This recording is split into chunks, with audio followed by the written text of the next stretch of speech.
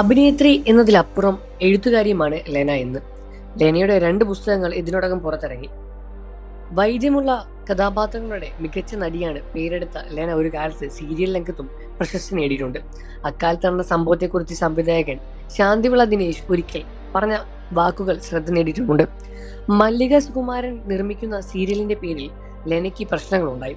ഇതിനെക്കുറിച്ചാണ് സംവിധായകൻ തന്റെ യൂട്യൂബ് ചാനലിൽ സംസാരിക്കുകയും ചെയ്തത്. മലയാള മനോരമയിൽ വന്ന ചില്ലുവിളക്ക് എന്ന നോവലാണ് ഞാൻ സീരിയലാക്കിയത്.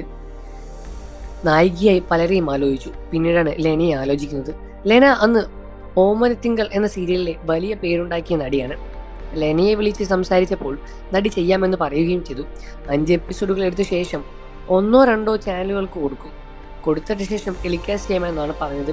ബാക്കി എപ്പിസോഡുകൾ ഷൂട്ട് ചെയ്യണം എന്നായിരുന്നു തീരുമാനം. ആദ്യ എപ്പിസോഡുകൾ എടുത്ത് കഴിഞ്ഞ ശേഷമാണ് 3 മാസം കഴിഞ്ഞിട്ടേ ഷൂട്ട് തുടങ്ങുമെന്ന് ലെനയോട് പറഞ്ഞു. ലെന ഓക്കെ എന്ന് പറയുകയും ചെയ്തു. ഈ 3 മാസത്തെ സമയത്തിൽ മല്ലിക സുകുമാരൻ നിർമ്മിക്കുന്ന സീരിയലിന്റെ തന്റെ സമ്മതത്തോടെ ലെന ഒപ്പുവെച്ചെന്ന് ശാന്തവിള ദിനേശ് പറയുകയുണ്ടായി. ഗൾഫിൽ എവിടെയോ ആണ് ഷൂട്ടിംഗ്. 1 ലക്ഷം രൂപ ലെന അഡ്വാൻസ് വാങ്ങി. ഏതോ കാരണത്താൽ ഗൾഫിലെ ഷൂട്ടിംഗ് നീണ്ടുപോയി. ഞങ്ങളുടെ സീരിയലിന്റെ ഷൂട്ടിംഗ് നടക്കവേ ഒരു ദിവസം ലെന ആകെ ടെൻഷൻ അടിച്ച് എൻ്റെ അടുത്ത് വന്നു. മല്ലിക ചേച്ചിയുടെ സീരിയൽ റെഡിയായി, ഗൾഫിൽ ഷൂട്ടിന് ചെല്ലാമെന്ന് പറഞ്ഞിരുന്നു. സാർ പറയുന്ന പോലെ തീരുമാനം എടുക്കണമെന്നാണ് ലെനയും പറഞ്ഞത്. ധർമ്മസങ്കടത്തിൽ താൻ സ്ക്രിപ്റ്റ് റൈറ്ററിനോടൊപ്പം പ്രൊഡക്ഷനോടൊപ്പം സംസാരിച്ച് 15 ദിവസം ലെന ഞങ്ങളുടെ ഷൂട്ടിൽ നിന്ന് ചെയ്യും എന്ന് തീരുമാനിച്ചു. 15 ദിവസം ഗൾഫിൽ പോയി ഷൂട്ട് ചെയ്യാമെന്നും ധാരണയായി. ലെന മല്ലിക ചേച്ചിയെ വിളിച്ച് സംസാരിക്കുകയും ചെയ്തു. മല്ലിക ചേച്ചി അമ്പിളിനെ വിളിച്ച് അടുക്കുന്നില്ല. അതൊന്നും പറഞ്ഞാൽ പറ്റില്ല, അഡ്വാൻസ് വാങ്ങിയില്ലേ എന്ന് ഭയങ്കര പ്രശ്നമായി. 3 മാസം മുൻപാണ് അഡ്വാൻസ് വാങ്ങിയത്. ആ ഡേറ്റിന് ഷൂട്ടിംഗ് ചെയ്തില്ല. എന്നിട്ട് അതിൻ്റെ പല പരാഭവവും ലെനയുടെ തലയിൽ വയ്ക്കുകയും ചെയ്തു. എന്നെ ഒഴിവാക്കണമെന്ന് ലെന പറഞ്ഞപ്പോൾ ഒഴിവാക്കുന്ന പ്രശ്നമില്ല, ഞങ്ങൾ അഡ്വാൻസ് വാങ്ങിയതല്ലേ എന്ന് മല്ലിക ചേച്ചിയും പറയുന്നു. ഭീഷണിയുടെ സ്വരത്തിലാണ് ലെനയോട് അവർ സംസാരിച്ചത്.